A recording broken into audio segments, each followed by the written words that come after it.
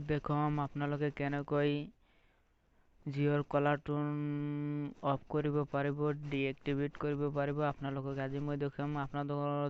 আপোনালোকক কোনো ধৰণৰ মেছেজ কৰিব নালাগিব। আপোনালোকে যে এটাই কৰি ল'ব, আপোনালোকে মাই জিঅ' এপটো ডাউনলোড কৰি ল'ব। লোৱাৰ পিছত আপোনালোকে মাই জিঅ'ৰ এপছৰ ভিতৰত সোমাই যাব। মই গৈ আছোঁ। মাই জিঅ' এপছৰ ভিতৰত অহাৰ পিছত আপোনালোকে ইয়াত 3 লাইনছ আছে, ইয়াত ক্লিক কৰি দিব। দিয়াৰ পিছত আপোনালোকে ইয়াৰ পৰা আপোনালোকে জিঅ' টন এই অপশ্যনত ক্লিক কৰি জিঅ' টন এই অপশ্যনত ক্লিক কৰি দিব। দিয়াৰ পিছত লগে লগে আপোনালোকৰ সন্মুখত এনেকুৱা লোডিং ল'ব। আপোনালোকে অলপমান ৱেইট কৰিব। কৰাৰ পিছত আপোনালোকে